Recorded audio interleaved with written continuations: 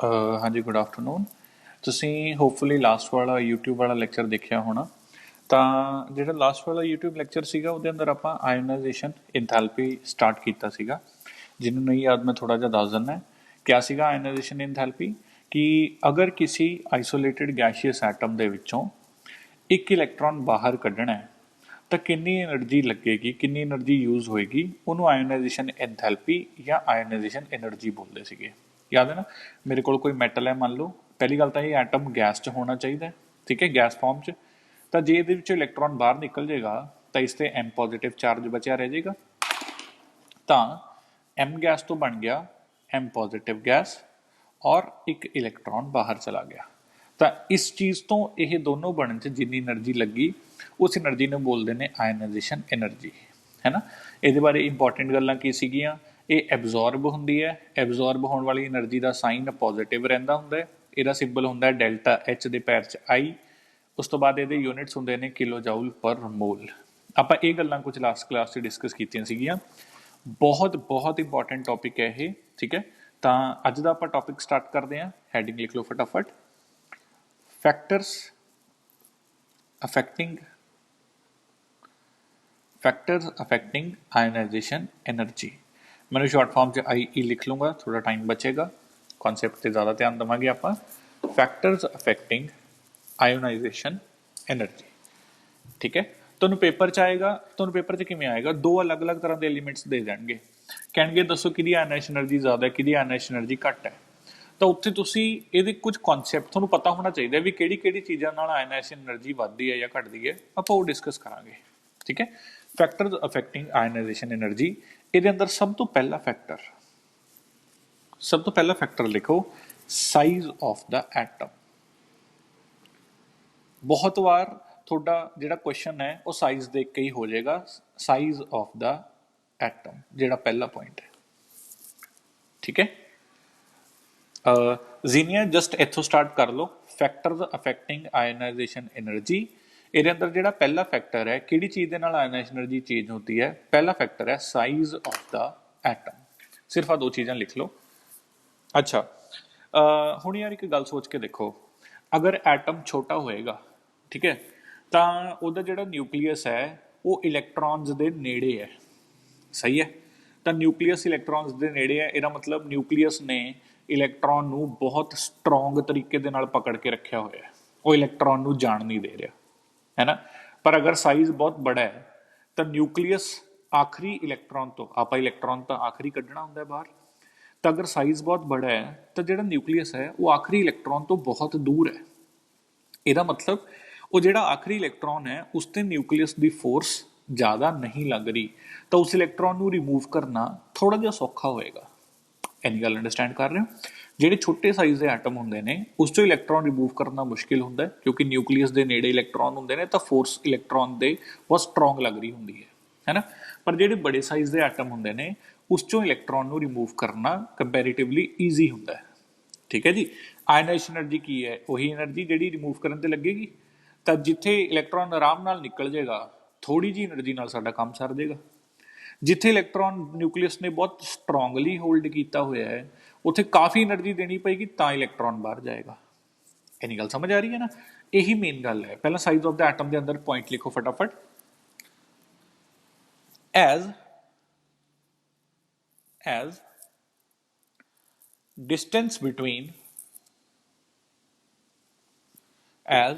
distance between nucleus and outermost electron, as distance between nucleus and outermost electron increases, comma, the effective nuclear charge, ठीक है, the effective nuclear charge decreases ਜਿਵੇਂ ਜਿਵੇਂ nucleus ਔਰ ਆਊਟਰਮੋਸਟ electron ਦਾ distance ਵਧੇਗਾ, ਜਿੰਨਾ nucleus ਉਹਨੂੰ force ਨਾਲ ਖਿੱਚ ਰਿਹਾ ਉਹ ਘਟ ਜਾਏਗਾ। The effective nuclear charge decreases, therefore ionization energy decreases.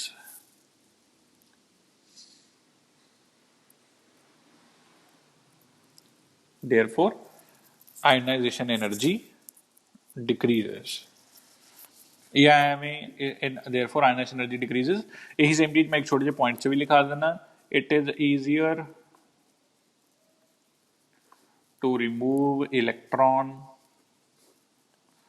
from large atom Jinnah atom बड़ा होएगा साइज बड़ा होएगा उन्नी आराम नाल इलेक्ट्रॉन बाहर आ जाएगा ठीक है ਤਾਂ ਇਹਦਾ ਮਤਲਬ ਅਗਰ ਸਾਈਜ਼ ਵੱਧਦਾ ਜਾ ਰਿਹਾ ਹੈ ਤਾਂ ਆਇਨਾਈਜੇਸ਼ਨ એનર્ਜੀ ਘਟਦੀ ਜਾਏਗੀ ਤਾਂ ਸਾਈਜ਼ ਔਰ ਆਇਨਾਈਜੇਸ਼ਨ એનર્ਜੀ ਦਾ ਇਨਵਰਸ ਰਿਲੇਸ਼ਨ ਹੈ ਸਿੱਧਾ ਸਿੱਧਾ ठीक है ना साइज और आयनाइजेशन एनर्जी का इनवर्स रिलेशन है नोट कर लो यदि आप एग्जांपल लिखते हैं ठीक है मैं ग्रुप नंबर 1 सोचता हूं ग्रुप नंबर 1 केड़ा हुंदा जी अपने कोल हाँ जी लिथियम बेरिलियम सॉरी ग्रुप है हेलिना lithium sodium potassium rubidium caesium top to bottom में भी चलता है ठीक है अच्छा इन्हों के साइज का की ऑर्डर होंगे कि साइज सब तो ज़्यादा बड़ा होएगा सीजियम का तो साइज का ऑर्डर के हिसाब नाल लिथियम सब तो छोटा है फिर सोडियम फिर पोटेशियम फिर रुबीडियम फिर सीजियम सही है तो जे साइज इसका सब तो बड़ा है तो यदि आयनाइजेशन एनर्जी सब तो छोटी होएगी तो आयनाइजेशन एनर्जी का ऑर्डर साइज के ऑर्डर तो बिल्कुल उल्टा मतलब किवें चलेगा लिथियम की आयनाइजेशन एनर्जी सब तो ज़्यादा फिर सोडियम की फिर पोटेशियम की फिर रुबीडियम की फिर सीजियम की और ये हर ग्रुप एवं चलता है टॉप टू बॉटम साइज बढ़ता जाता है तो आयनाइजेशन एनर्जी घटती जाती है भावें इनू भी पॉइंट लिख लो ठीक है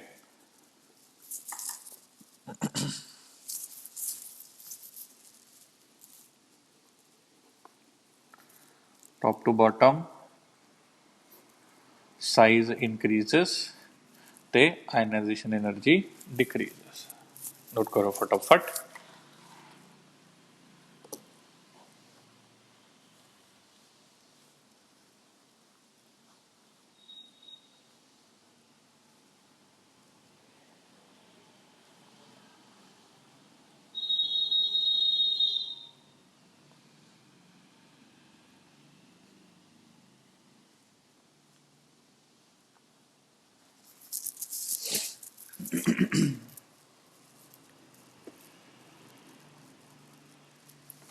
नोट कर लिया जी सेकंड फैक्टर वाल चलते हैं फटाफट पहला तो बिल्कुल सिंपल जा फंडा है साइज बढ़ेगा तो आयनाइजेशन एनर्जी घट जाएगी बहुत आराम नाल हो जाएगा ਇਹਦਾ पार्ट सेकंड इफेक्ट लिखो स्क्रीनिंग इफेक्ट और शील्डिंग इफेक्ट स्क्रीनिंग इफेक्ट और shielding effect of inner electrons second factor है स्क्रीनिंग इफेक्ट और shielding effect of inner electrons ये भी मैं समझाना फटाफट लिखो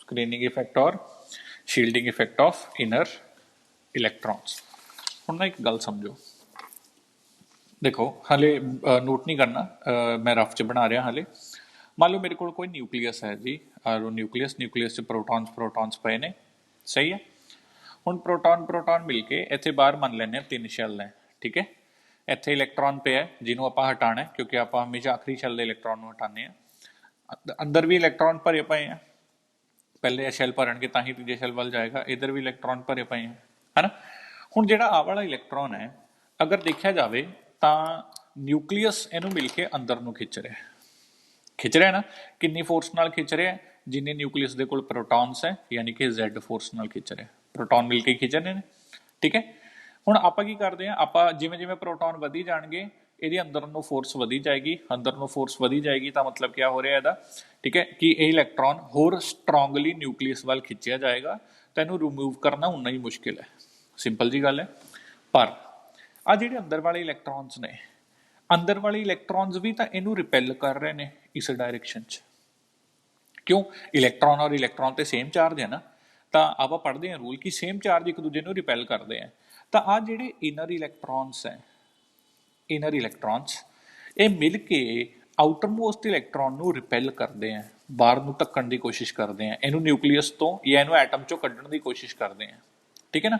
आ ਜਿਹੜੀ इनर इलैक्ट्रॉन मिल के ਇਹਨੂੰ रिपल्शन कर रहे हैं, इस रिपल्शन का नाम होता है स्क्रीनिंग इफेक्ट। इन्नी गल समझ आई कि नहीं आई? ठीक है, इस रिपल्शन का नाम स्क्रीनिंग इफेक्ट है। हुण सीधी जी गल सोचो, अगर ये रिपल्शन बहुत ज़्यादा है, यानी कि स्क्रीनिंग इफेक्ट बहुत ज़्यादा है, तो इलैक्ट्रॉन ते ज़्यादा आप बाहर नूं फोर्स लग रही है। बाहर नूं मतलब इलैक्ट्रॉन खुद बाहर निकलना चाहता है, तो इनू बाहर कढ़ना उन्ना ही ईजी हो जाएगा, है ना।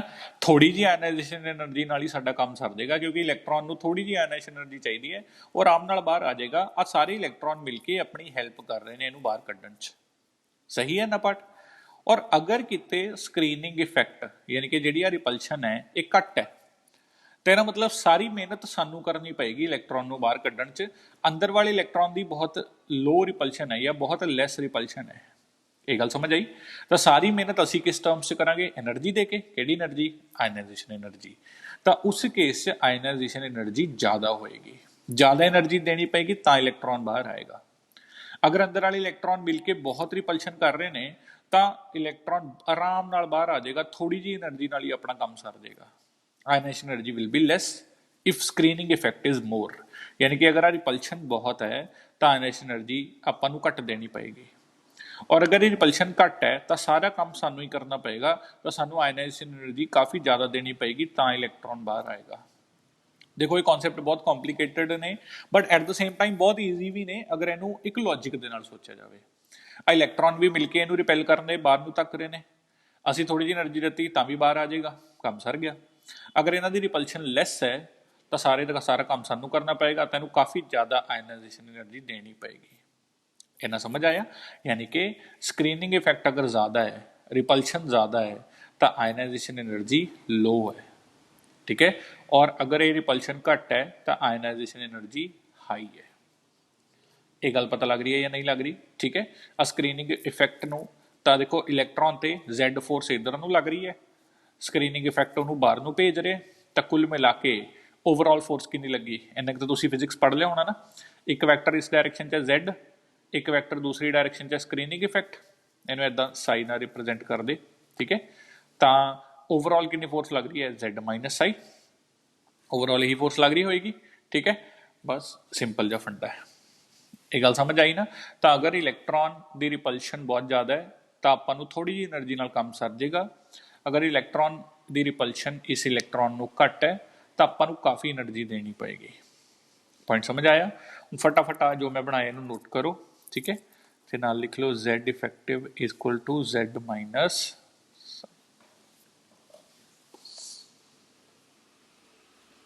कई बुक्स इनू सिग्मा सिंपली S भी लिखा होंगे। ठीक है, ओल्ड बुक्स चकोगे उन्होंने साई लिखा होंगे सीगा, सिग्मा, सॉरी साई क्यों बोल रहा मैं, सिग्मा सिग्मा सिग्मा, साई नहीं सिग्मा, इस तरह। ठीक है, सिग्मा क्या है? Screening constant. Z क्या है? Nuclear charge. और ZeFF क्या चीज है? Effective nuclear charge.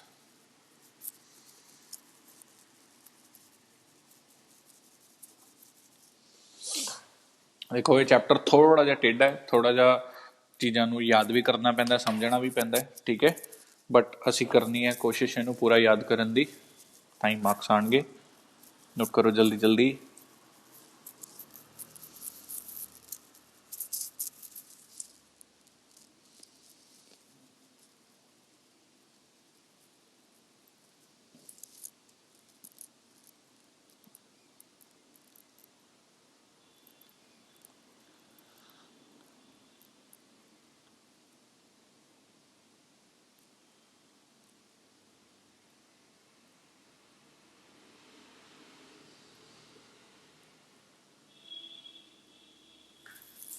ये थोनों पेपर च सबजैक्टिव क्वेश्चन भी आ सकता है कि वॉट इज स्क्रीनिंग इफेक्ट। ठीक है। How screening effect changes with ionization energy, वो मैं सारा लिखवाना, पहले एक बार डायग्राम बना लो। Z तो बाद की है नीचे, Z ਦੇ ਪੈਰਾਂ 'ਚ ਹੈ EFF, ਇਹਨੂੰ ਇਫੈਕਟਿਵ ਨਿਊਕਲੀਅਰ ਚਾਰਜ ਬੋਲਦੇ ਨੇ EFF, ठीक है।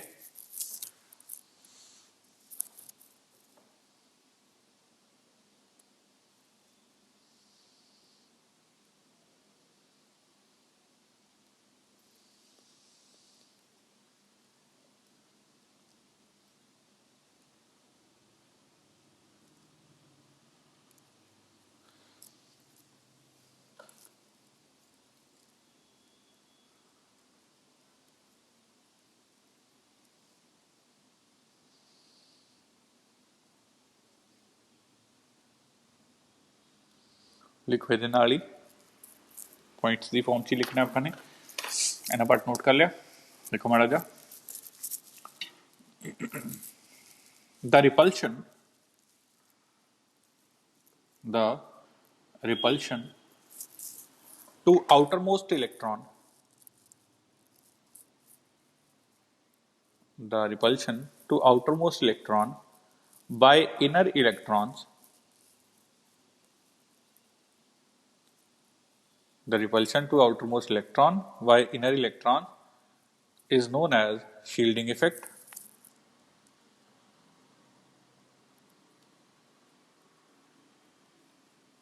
is known as shielding effect।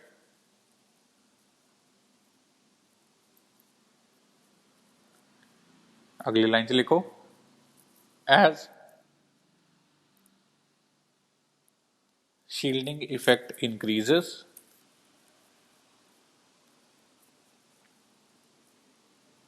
as shielding effect increases, comma, ionization energy decreases।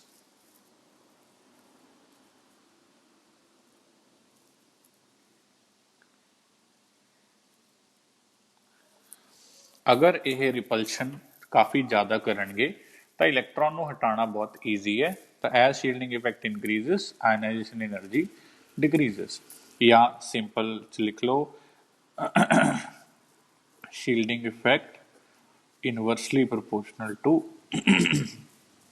Ionization energy. जिन्ना रिपल्शन ज़्यादा करनगे इलैक्ट्रॉन, उन्ना आराम नाल इलैक्ट्रॉन निकल जाएगा, तो आयनाइजेशन एनर्जी घट जाएगी। सिंपल जा फंडा नोट करो फटाफट। तीसरा फैक्टर लिखांगे तो बाद,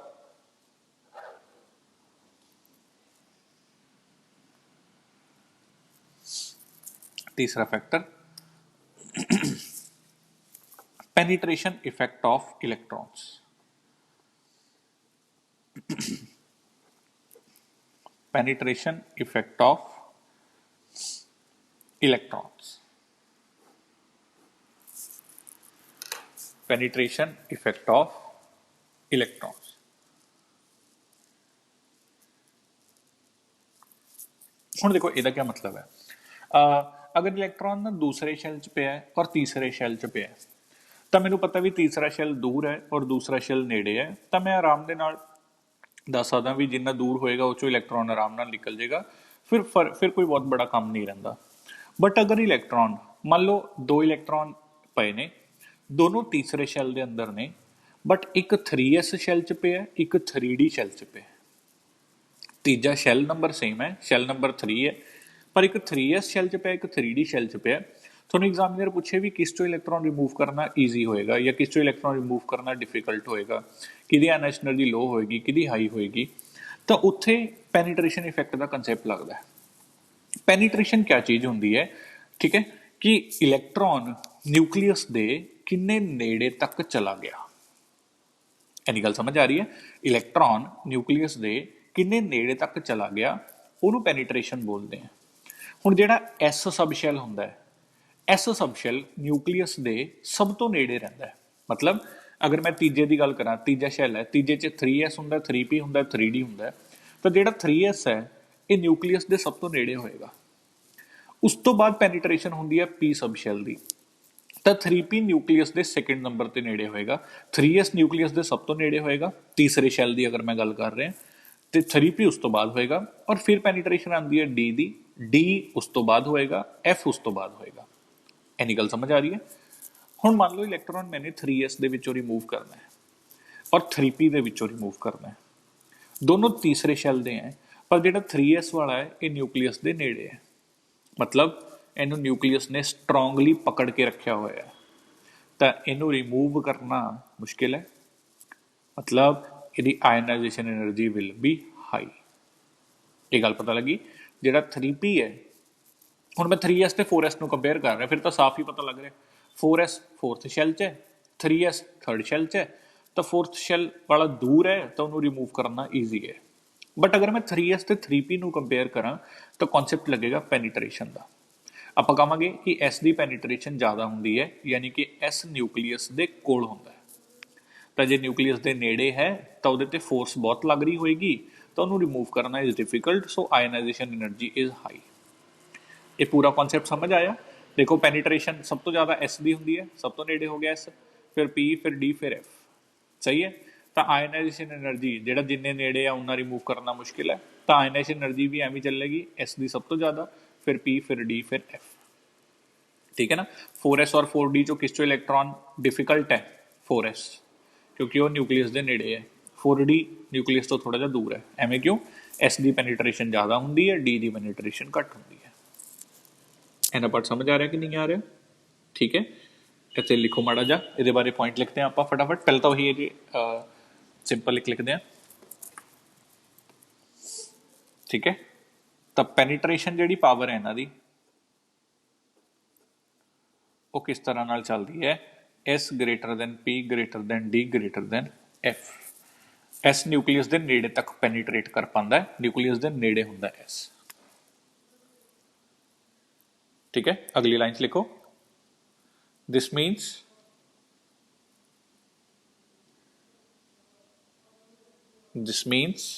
पहला इन्ना लिख लो पेनीट्रेशन पावर एस दी सब तो ज्यादा है, फिर पी दी है, फिर डी दी है, फिर एफ दी है। इहदे नाल लिखो this means that S sub shell is relatively closer to nucleus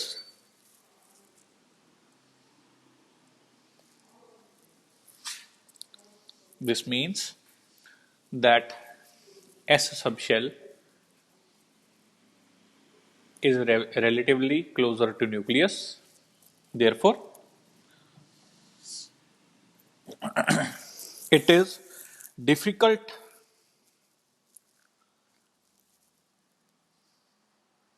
to remove electron from S subshell.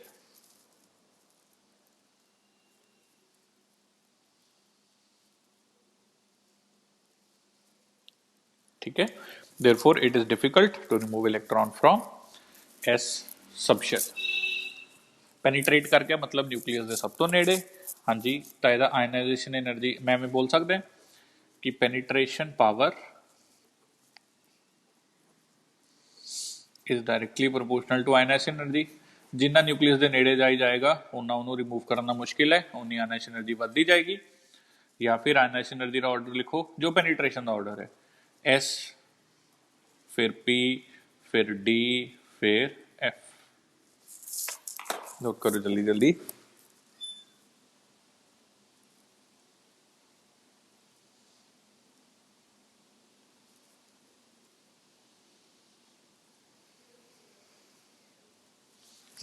ਇਹਦੇ ਅੰਦਰ ਆ ਜ਼ਰੂਰ ਲਿਖ ਲਿਓ ਫॉर सेम शैल, ਕਿਤੇ ਤੁਹਾਨੂੰ 4s और 5d ਕੰਪੇਅਰ ਕਰਨ ਨੂੰ ਕਹਿ ਦੇ, ਠੀਕ ਹੈ, ਇਹ ਵੀ ਧਿਆਨ ਰੱਖਣਾ ਹੈ। ਜਾਂ 4s और 3d ਕੰਪੇਅਰ ਨੂੰ ਕਹਿ ਦੇ, ਤੁਸੀਂ ਕਹੋ ਜੀ s ਜ਼ਿਆਦਾ ਵਧੀਆ ਹੁੰਦਾ ਤੁਸੀਂ 4s, ਇਹ ਵੀ ਥੋੜਾ ਜਿਹਾ ਸੋਚਣਾ for same shell, shell same ਹੋਵੇ ਤਾਂ ਇਸ ਅਕੋਰਡਿੰਗਲੀ ਚੱਲਣਾ। मतलब जिवें 5s 5p 5d 5f ਦਾ ਇਹ ਆਰਡਰ ਚੱਲੇਗਾ, 5s ਸਭ ਤੋਂ ਜ਼ਿਆਦਾ ਆਇਨਾਈजेशन एनर्जी, फिर 5p फिर 5d फिर 5f, ਇਹ ਆਰਡਰ ਚੱਲੇਗਾ फॉर सेम शैल। फटाफट नोट करो।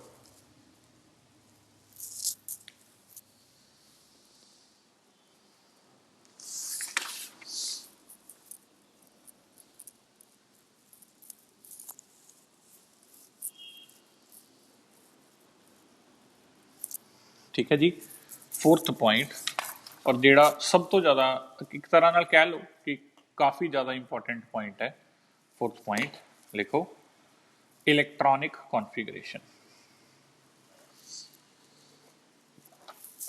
Fourth point electronic configuration. Configuration के उत्ते भी बहुत ज़्यादा डिपेंड करता है कि इलैक्ट्रॉन रिमूव करना डिफिकल्ट है या ईजी है। ठीक है, तुहानूं याद होएगा स्ट्रक्चर ऑफ एटम के लास्ट च असीं एक गल पढ़ी सीगी कि जिहड़ी फुली फिल्ड कॉन्फिगरेशन हुंदियां ने और जिहड़ियां हाफ फिल्ड कॉन्फिगरेशन हुंदियां ने ये बहुत स्टेबल हुंदियां ने, राइट।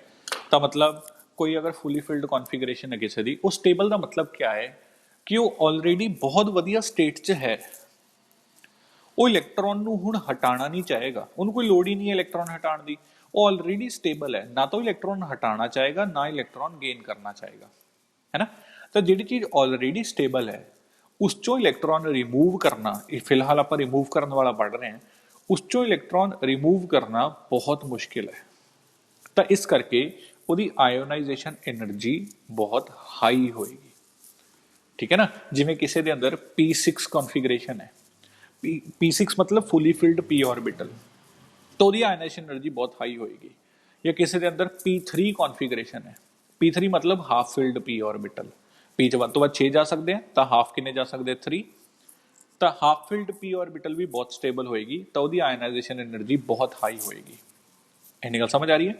हुण P6 वाले सोचो, P6 वाले किहड़े हुंदे ने, क्या नोबल गैस P6 हुंदे ने, याद है ना, नोबल गैसेस बिल्कुल P ब्लॉक का लास्ट ग्रुप है, इनफैक्ट पीरियोडिक टेबल का लास्ट ग्रुप है, उन्होंने कॉन्फिगरेशन की होंगी है P6 NP6। तो नोबल गैसेस की आयनाइजेशन एनर्जी बहुत ज़्यादा है, इनफैक्ट सब तो ज़्यादा है पूरे पीरियोडिक टेबल च, कारण because they have fully filled stable configuration, है ना। और जेडे P3 वाले ने, P3 वाले किहड़े हो गए याद करो, ग्रुप नंबर 15 यानी कि नाइट्रोजन फैमिली, नाना पाटेकर आज से सब्जी बीजेगा, nitrogen phosphorus arsenic antimony bismuth, वो सारे की P3 कॉन्फिगरेशन होंगी है, किसी की 2P3, किसी की 3P3, किसी की 4P3, तो वो सारे की P3 कॉन्फिगरेशन है वो भी हाईली स्टेबल ने, उन्होंने आयनाइजेशन एनर्जी भी काफ़ी ज़्यादा होंगी है। ठीक है ना, तो जिहड़े ऑलरेडी स्टेबल ने वो नहीं चाहते भी इलैक्ट्रॉन को रिमूव किया जाए, तो ऑलरेडी खुश हैं, तो उन्होंने चो इलैक्ट्रॉन रिमूव करना काफ़ी डिफिकल्ट है, because they are already at a very stable position. ये गल समझ आ रही है। तो इलैक्ट्रॉनिक कॉन्फिगरेशन के अंदर लिखो as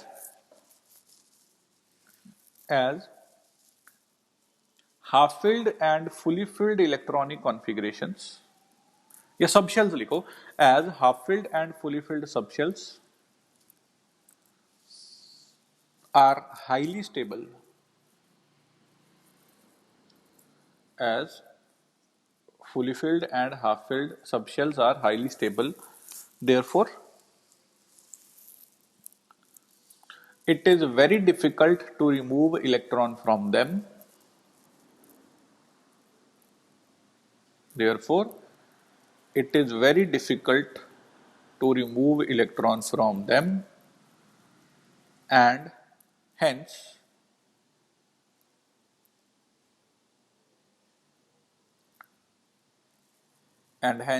they have very high ionization energy.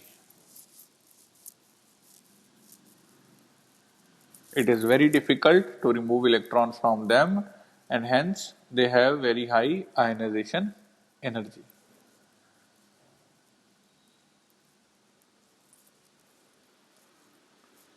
तो जेडे भी fully filled half filled configuration होंगे ने वो बहुत ज़्यादा स्टेबल होंगे ने। ठीक है, इस नाल ही अगे पॉइंट लिख लो, for example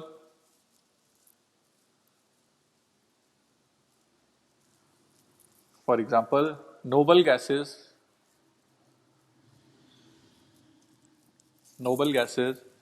have completely filled orbitals,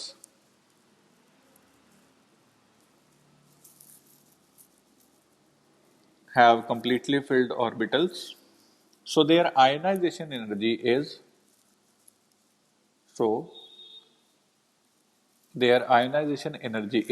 highest in the periodic table.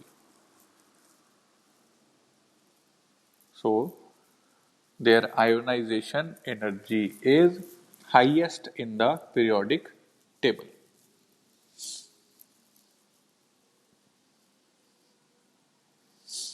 ठीक है, सेकेंड पॉइंट लिख लो, मतलब सेकेंड पॉइंट एज इन एक और एग्जांपल लिख लो, group 15 elements, group 15 elements have half filled p orbitals.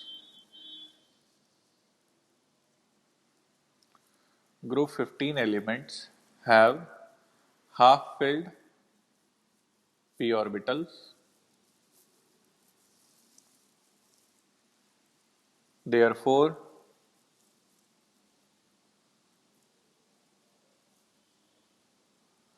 group 15 elements have half filled p orbitals. Therefore, their ionization energy is also very high. Therefore, their ionization energy is also very high.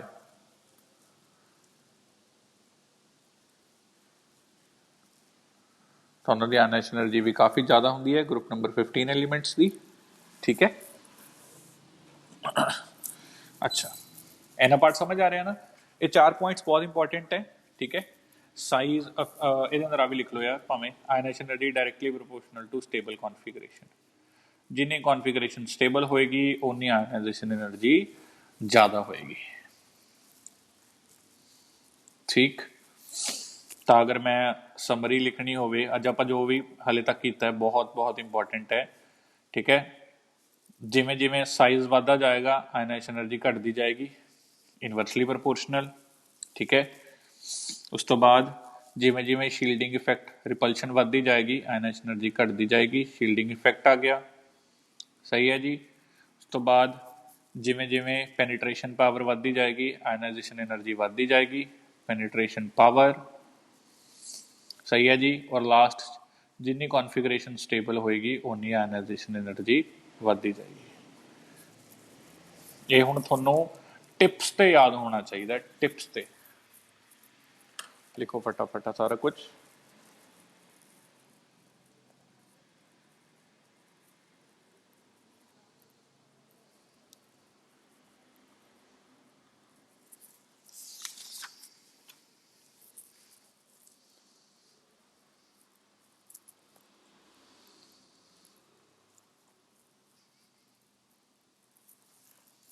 ठीक है जी, चलो इन्ना part समझ आ रहे हैं। आप इहदा trend पढ़ लेने पीरियोडिक टेबल च, लिखो माड़ा जा trend in periodic table, PT periodic table. देखिए आयनाइजेशन एनर्जी का की ट्रेंड चलता है टॉप टू बॉटम। मैं पहला टॉप टू बॉटम तो वैसे डिस्कस हो ही चुके हैं, हाँ जी। इन ग्रुप की रहिंदा भी ग्रुप के अंदर साइज इनक्रीज करता जाता है, आयनाइजेशन एनर्जी डिक्रीज करती जाती है। सिंपल जा फंडा है, ये आप हुणी डिस्कस कराया सीगा 10 मिनट पहला। तो ये तो एज इट इज है। इन पीरियड थोड़ा जिहा इंपॉर्टेंट है क्योंकि कुछ एक्सैप्शनल केसेस है इन पीरियड, है ना। इन पीरियड यानी कि लैफ्ट टू राइट। तो जिमें जिमें लैफ्ट टू राइट जाई जावांगे, आपने पढ़िया सीगा भी साइज छोटा होंदा जांदा है, एटॉमिक रेडियस से पढ़िया सीगा ना। तो लैफ्ट टू राइट जाते हुए साइज छोटा होंदा जांदा है, तो आयनाइजेशन एनर्जी साइज छोटा होंदा जांदा है, ठीक है। तो आयनाइजेशन एनर्जी बढ़ती जाती है, बिल्कुल सही है, ये अंदर कोई दिक्कत नहीं है, यही ऑर्डर चलेगा। लैफ्ट टू राइट साइज घटी जाएगा, आयनाइजेशन एनर्जी बढ़ी जाएगी। पर ये जो पीरियड नंबर 2 है वो थोड़ी जी एक्सैप्शनल केस है। पीरियड नंबर 2 की होंगे, पीरियड नंबर 2 याद है। पीरियड 2 होंगे पहला लिथियम, फिर बेरीलियम, फिर बोरॉन, फिर कार्बन, फिर नाइट्रोजन, फिर ऑक्सीजन, फिर फ्लोरीन, फिर नियॉन, सही है ना। यही चल रहा period number 2, lithium beryllium boron carbon nitrogen oxygen fluorine neon, सही। अगर मैं ये आयनाइजेशन एनर्जी का एक्सपैक्टेड मतलब जो असी सोचते हैं एक्सपैक्टेड ऑर्डर सोचा जाए, तो देखो लैफ्ट टू राइट साइज घटता जाएगा तो आयनाइजेशन एनर्जी बढ़ती जाएगी। तो यदा साइज सब तो छोटा है तो यदि आयनाइजेशन एनर्जी सब तो ज़्यादा, यदि आयनाइजेशन एनर्जी सब तो घट। तो आप सोचते लिथियम की सब तो घट है, फिर बेरीलियम की है, फिर बोरॉन की है, फिर कार्बन की है, फिर नाइट्रोजन की है, फिर ऑक्सीजन की है, फिर फ्लोरीन की है, फिर नियॉन की है। असी यही सोचते हैं कि असी ये सोचते हैं, बट एक्चुअल च की है आयनाइजेशन एनर्जी एक्चुअल जिस दो जगह चेंज आता है, ठीक है। एक जो बेरीलियम है यदि बोरॉन तो ज़्यादा होंगी है, और एक जो नाइट्रोजन है यदि ऑक्सीजन तो ज़्यादा होंगी है। सिर्फ ये फर्क है, एक्चुअल ऑर्डर की है सब तो घट लिथियम की, फिर बेरीलियम की जगह बेरीलियम एक जंप कर गया, बेरीलियम की जगह बोरॉन है, फिर बेरीलियम आ गया, फिर कार्बन है, फिर नाइट्रोजन है, सॉरी कार्बन तो बाद नाइट्रोजन भी एक जंप कर गया, कार्बन तो बाद ऑक्सीजन है, फिर नाइट्रोजन है, फिर फ्लोरीन है, फिर नियॉन है। ਇਹਦਾ ਐਕਚੁਅਲ ਆਰਡਰ ਆਹ ਚੱਲਦਾ ਹੈ। ਆਪਾਂ ਸੋਚਦੇ ਹਾਂ ਕਿ ਲੈਫਟ ਟੂ ਰਾਈਟ ਸਾਈਜ਼ ਘਟਦਾ ਜਾ ਰਿਹਾ, ਐਨਰਜੀ ਵੱਧਦੀ ਜਾ ਰਹੀ ਹੈ, ਪਰ ਦੋ ਜਗ੍ਹਾ ਇੱਕ ਇੱਥੇ ਚੇਂਜ ਆਉਂਦਾ ਹੈ ਬੈਰੀਲੀਅਮ ਔਰ ਬੋਰੋਨ ਦਾ, ਬੈਰੀਲੀਅਮ ਦੀ ਜ਼ਿਆਦਾ ਹੋ ਜਾਂਦੀ ਹੈ, ਇੱਕ ਇੱਥੇ ਚੇਂਜ ਹੁੰਦਾ ਹੈ ਆਕਸੀਜਨ ਔਰ ਨਾਈਟ੍ਰੋਜਨ ਦਾ। ਠੀਕ ਹੈ, ਹੁਣ ਸਰ ਐਵੇਂ ਕਿਉਂ ਹੋਇਆ ਜੀ? ਇੱਕ ਹੀ ਗੱਲ ਬਣੀ, ਦੇਖੋ ਬੈਰੀਲੀਅਮ ਦੀ ਕੌਨਫੀਗਰੇਸ਼ਨ ਵੱਲ ਜਾਓ। ਬੈਰੀਲੀਅਮ ਦੀ ਕੌਨਫੀਗਰੇਸ਼ਨ ਹੁੰਦੀ ਹੈ 1s2, 2s2 ਹੈਗੀ ਆ ਨਾ। ਚੈੱਕ ਕਰੋ S 'ਚ 2 ਇਲੈਕਟ੍ਰੋਨ ਭਰ ਸਕਦੇ ਆ, ਤਾਂ ਇਹਦਾ ਆਹ ਵਾਲਾ S ਫੁੱਲੀ ਫਿਲਡ ਹੈ ਔਰ ਇਹਦਾ ਆਹ ਵਾਲਾ S ਫੁੱਲੀ ਫਿਲਡ ਹੈ, ਤਾਂ ਇਹਦੀ ਜਿਹੜੀ ਕੌਨਫੀਗਰੇਸ਼ਨ ਹੈ ਉਹ ਫੁੱਲੀ ਫਿਲਡ ਕੌਨਫੀਗਰੇਸ਼ਨ ਹੈ। ਹੁਣ ਮੈਂ ਗੱਲ ਕਰੀ ਸੀ ਨਾ ਕਿ ਅਗਰ ਕੌਨਫੀਗਰੇਸ਼ਨ ਫੁੱਲੀ ਫਿਲਡ ਹੋਵੇ ਤਾਂ ਉਹਦੀ ਆਇਨਾਈਜ਼ੇਸ਼ਨ એનર્ਜੀ ਕਾਫੀ ਜ਼ਿਆਦਾ ਹੋਏਗੀ। ਤਾਂ ਹਾਲਾਂਕਿ ਬੈਰੀਲੀਅਮ ਬੋਰੋਨ ਤੋਂ ਛੋਟੇ ਸਾਈਜ਼ ਦਾ ਹੈ, ਸੌਰੀ ਬੜੇ ਸਾਈਜ਼ ਦਾ ਹੈ, ਠੀਕ ਹੈ, ਬੋਰੋਨ ਦਾ ਸਾਈਜ਼ ਅਲੱਗ ਚੱਲਦਾ ਹੈ, ਪਰ ਬੈਰੀਲੀਅਮ ਦੀ ਆਇਨਾਈਜ਼ੇਸ਼ਨ એનર્ਜੀ ਤਾਂ ਵੀ ਇਸ ਤੋਂ ਜ਼ਿਆਦਾ ਹੈ, ਕਾਰਨ because it has fully filled configuration. ਇੱਥੇ ਇੱਕ ਐਕਸੈਪਸ਼ਨ ਆ ਜਾਂਦੀ ਹੈ। ਸੇਮ ਇਹਦੇ ਅੰਦਰ ਦੇਖੋ, ਅਗਰ ਮੈਂ ਨਾਈਟ੍ਰੋਜਨ ਦੀ ਕੌਨਫੀਗਰੇਸ਼ਨ ਚੱਕਦਾ ਜੀ, ਨਾਈਟ੍ਰੋਜਨ ਦੀ ਕੌਨਫੀਗਰੇਸ਼ਨ 1s2, 2s2, 2p3 ਇੱਥੇ ਤੱਕ ਫੁੱਲੀ ਫਿਲਡ ਹੈ। ਆ ਲਾਸਟ ਦੇ ਵਿੱਚ ਕੀ ਹੈ, ਪੀ 'ਚ 6 ਇਲੈਕਟ੍ਰੋਨ ਹੁੰਦੇ ਨੇ ਜ਼ਿਆਦਾ ਤੋਂ ਜ਼ਿਆਦਾ, ਇਹ 'ਚ 3 ਨੇ, ਤਾਂ ਕੀ ਆ ਗਿਆ ਹਾਫ ਫਿਲਡ ਕੌਨਫੀਗਰੇਸ਼ਨ। ਤਾਂ ਹਾਫ ਫਿਲਡ ਹੋਣ ਕਰਕੇ ਇਹਦੀ ਆਇਨਾਈਜ਼ੇਸ਼ਨ એનર્ਜੀ ਕਾਫੀ ਜ਼ਿਆਦਾ ਵੱਧ ਜਾਂਦੀ ਹੈ। ਕਿਤੋਂ ਜ਼ਿਆਦਾ ਵੱਧ ਜਾਂਦੀ ਹੈ? ਇਹਦੀ ਐਕਚੁਅਲ 'ਚ ਆਕਸੀਜਨ ਤੋਂ ਘੱਟ ਹੋਣੀ ਚਾਹੀਦੀ ਸੀ, ਪਰ ਆਕਸੀਜਨ ਤੋਂ ਵੱਧ ਜਾਂਦੀ ਹੈ। ਦੇਖੋ ਨਿਓਨ ਫੁੱਲੀ ਫਿਲਡ ਹੈ, ਨਿਓਨ ਦੀ ਕੌਨਫੀਗਰੇਸ਼ਨ ਕੀ ਹੈ 1s2, 2s2, 2p6, ਠੀਕ ਹੈ, ਐਗਜ਼ੈਕਟਲੀ ਫੁੱਲੀ ਫਿਲਡ ਕੌਨਫੀਗਰੇਸ਼ਨ ਹੈ, ਪਰ ਇਹ 'ਚ ਕੋਈ ਐਕਸੈਪਸ਼ਨ ਨਹੀਂ ਹੈ, ਤੋਂ ਅੱਗੇ ਤਾਂ ਕੋਈ ਹੈ ਹੀ ਨਹੀਂ। ਤਾਂ ਨਿਓਨ ਆਲਰੇਡੀ ਬਿਲਕੁਲ ਸਹੀ ਚੱਲ ਰਿਹਾ ਫੁੱਲੀ ਫਿਲਡ। ਇੰਨੀ ਗੱਲ ਸਮਝ ਆ ਰਹੀ ਹੈ ਨਾ? ਤਾਂ ਆਹ ਦੋ ਐਕਸੈਪਸ਼ਨਸ ਯਾਦ ਰੱਖਣੀਆਂ ਨੇ ਇਹ ਪੀਰੀਅਡ ਨੰਬਰ 2 ਦੇ ਅੰਦਰ ਖਾਸ ਤੌਰ ਤੇ, ਠੀਕ ਹੈ। ਆਪਾਂ ਸੋਚਦੇ ਹਾਂ ਲੈਫਟ ਟੂ ਰਾਈਟ ਸਾਈਜ਼ ਘਟਦਾ ਤਾਂ ਆਇਨਾਈਜ਼ੇਸ਼ਨ એનર્ਜੀ ਵਧੇਗੀ, ਤਾਂ ਆਪਾਂ ਫਟਾਫਟ ਆਰਡਰ ਯਾਦ ਕਰ ਲੈਂਦੇ ਹਾਂ, ਬਟ ਬੈਰੀਲੀਅਮ ਔਰ ਬੋਰੋਨ ਨੂੰ ਐਕਸਚੇਂਜ ਕਰ ਦੇਣਾ, ਆਪਸ 'ਚ ਇੰਟਰਚੇਂਜ ਕਰ ਦੇਣਾ, ਔਰ ਨਾਈਟ੍ਰੋਜਨ ਔਰ ਆਕਸੀਜਨ ਨੂੰ ਇੰਟਰਚੇਂਜ ਕਰ ਦੇਣਾ, ਉਹ ਐਕਚੁਅਲ ਆਰਡਰ ਦਿਖਾਏਗਾ। ਨੋਟ ਕਰ ਲਓ ਫਟਾਫਟ।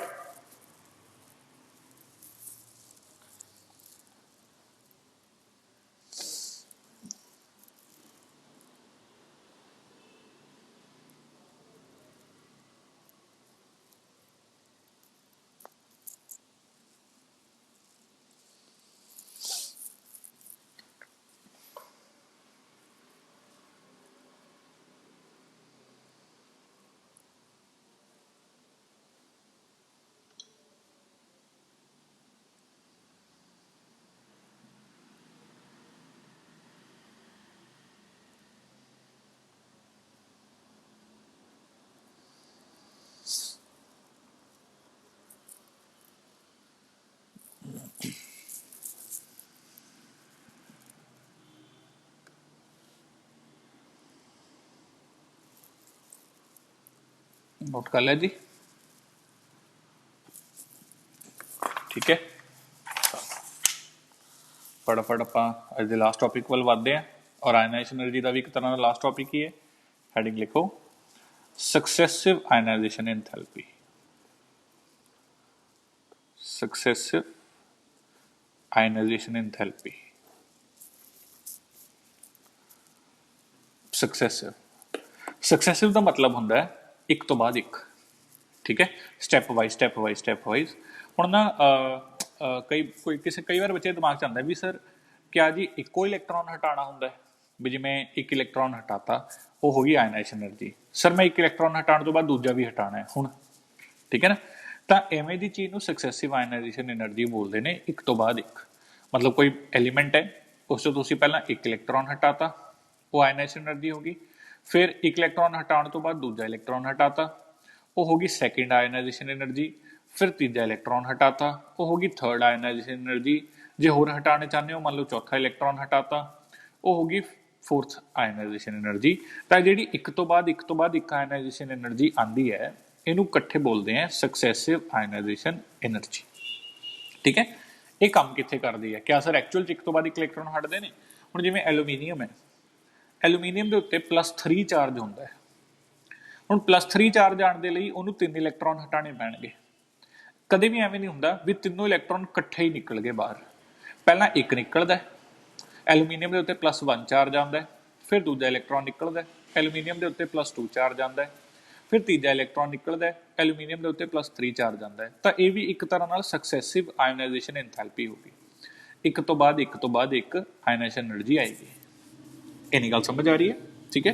ਤਾਂ ਪਹਿਲਾਂ ਤਾਂ ਸਕਸੈਸਿਵ ਆਇਓਨਾਈਜੇਸ਼ਨ એનર્ਜੀ ਦੀ ਡੈਫੀਨੇਸ਼ਨ ਲਿਖਦੇ ਹਾਂ, ਫਟਾਫਟ ਲਿਖੋ ਮਾੜਾ ਜਿਹਾ। The energies required,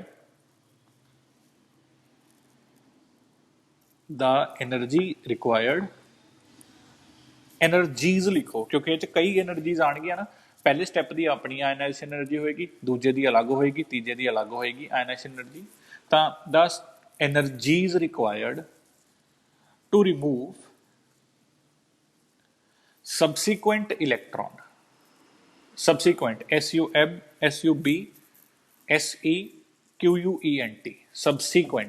subsequent electrons from an atom in gaseous state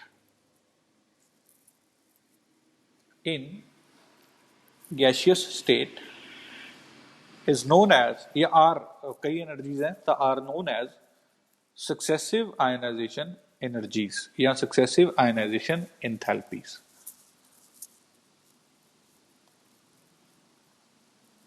successive ionization enthalpy, ठीक है।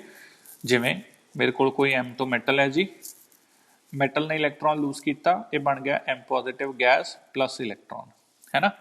इनू बोलते हैं IE1 या फिर फर्स्ट आयोनाइजेशन एंथैल्पी। इन्नी गल समझ आ रही है? हुण जिहड़ा अगला इलैक्ट्रॉन है क्या वो M चों ही हटेगा? नहीं ना, हुण तां M पॉजिटिव बन गया, तो अगला तो M पॉजिटिव चों हटेगा। तो M पॉजिटिव ये तो की बन गया जे एक होर इलैक्ट्रॉन निकल गया M2 पॉजिटिव प्लस इलैक्ट्रॉन। ये नहीं भी इत्थे दो इलैक्ट्रॉन लिख दो, एक इलैक्ट्रॉन दा आ पिया, दूजा इलैक्ट्रॉन आ पिया, इनू कह दिंदे ने जी IE2। ये की बन गया मेरे कोल, ये बन गई सैकेंड आयोनाइजेशन एंथैल्पी। S तो पा लो, Z तो पा लो, यार स्पैलिंग मैटर नहीं करते यार, कंसैप्ट मैटर करता है। गल समझ आई कि नहीं आई? ठीक है।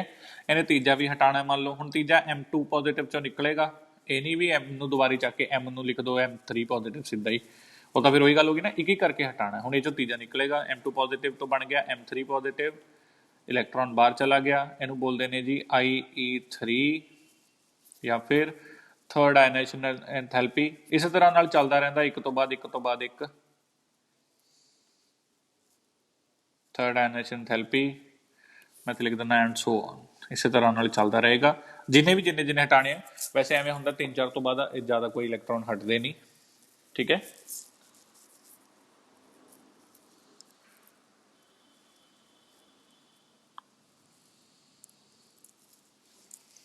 अच्छा, हुण एक सवाल बड़ा इंपॉर्टेंट जो पेपर पूछा जाता है ऑब्जेक्टिव। चलो जी, एक तो बाद एक हटा ले। क्या जी IE1 IE2 IE3 आ जी एनर्जीज हैं, क्या इन्हां दी वैल्यू सेम होएगी या वध होएगी, या किहदी वध होएगी किहदी घट होएगी, वो किवें डिसाइड करना है? ठीक है, एक गल सोच के देखो, M और M पॉजिटिव दे विचों किहदा साइज छोटा हुंदा है? याद करो एटॉमिक आयनिक रेडियस वाली क्लास, M और M पॉजिटिव दे विचों किहदा साइज छोटा हुंदा है? M पॉजिटिव दा साइज छोटा हुंदा है, याद है ना, कि टाइन इज ऑलवेज स्मॉलर, ठीक है। अच्छा, अगर M पॉजिटिव का साइज छोटा है तो इस इलैक्ट्रॉन हटाना मुश्किल होएगा। हुणे आपां पढ़िया ना साइज ते आयनाइजेशन एनर्जी का। अच्छा, अगर मैं देखा साइज का की ऑर्डर है, M सब तो बड़ा है तो यदि आयनाइजेशन एनर्जी सब तो लो है, फिर M पॉजिटिव उस तो छोटा है तो यदि आयनाइजेशन एनर्जी थोड़ी जी हाई है, M2 पॉजिटिव सब तो छोटा है तो यदि आयनाइजेशन एनर्जी सब तो ज़्यादा है। M3 पॉजिटिव हले किहड़ा M3 पॉजिटिव चो इलैक्ट्रॉन हटा रहे हैं, जो M3 पॉजिटिव चो हटाना होएगा ਉਹਦਾ ਸਾਈਜ਼ ਹੋਰ ਛੋਟਾ ਹੋਏਗਾ, ਉਹਦੀ ਆਇਨਾਈजेशन એનર્ਜੀ ਹੋਰ ਜ਼ਿਆਦਾ ਹੋਏਗੀ।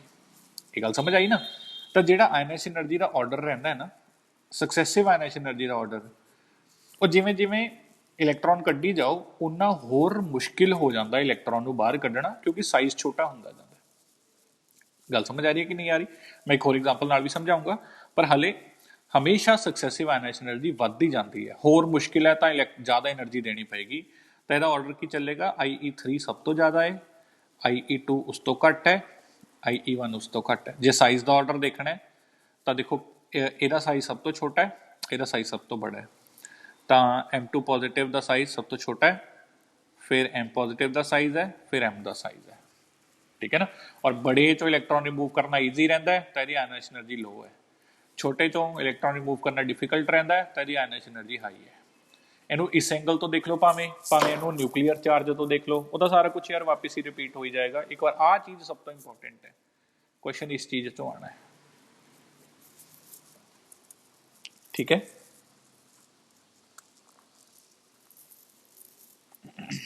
ਇਹਦੇ ਨਾਲ ਭਾਵੇਂ ਲਿਖ ਵੀ ਲਓ ਫਟਾਫਟ।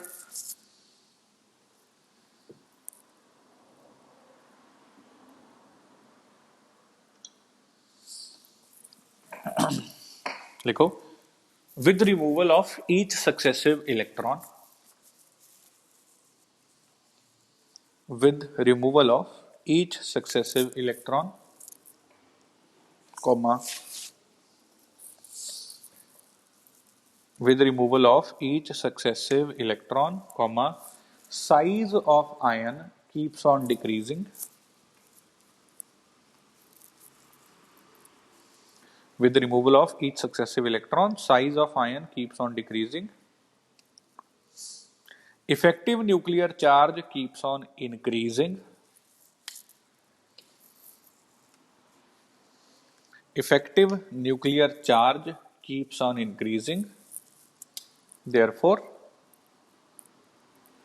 ionization energy keeps on increasing. Therefore, ionization energy, therefore ionization energy keeps on increasing.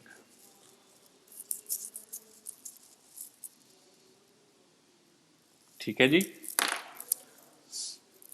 तो हमेशा अगर 4 होंदा तो IE4 हमेशा सब तो ज़्यादा होंदा है, फिर IE3, फिर IE2, फिर IE1, एवें ऑर्डर चलता है। इन्नी गल समझ आ रही है? पक्की गल है, ठीक है जी। ये अपना इत्थे अपना आयनाइजेशन एनर्जी खत्म होंदा है जी। कल आपां आयनाइजेशन एनर्जी के 3-4 क्वेश्चनस करके जिहड़े मैनूं लगदे ने भी थोड़े जिहे यूनीक ने, ठीक है। जिवें दे कल सैटरडे है, कल तुहानूं एक संडे असाइनमेंट, पहली संडे असाइनमेंट मिलेगी। अपनी पिछले सैटरडे कैंसल हो गई सी थोड़े टेस्ट करके। कल सैटरडे पहली संडे असाइनमेंट मिलेगी तुहानूं, ठीक है। तो ਉਹਦੇ कुछ किस तरह के क्वेश्चन आएंगे वो मैं कल भी करवाऊंगा आयनाइजेशन एनर्जी के थोड़े जे क्वेश्चन, ताकि थोनों असाइनमेंट बिल्कुल ब्लैंक ना हो जाओ, पता लगे भी किवें करना किवें नहीं, ठीक है। ये भी लैक्चर यूट्यूब पर अपलोड हो जाएगा अगर किसी का कुछ पेंडिंग है। बाकी आपां कल की क्लास करते हैं जी, कल 12:30 दोबारा। Thank you so much.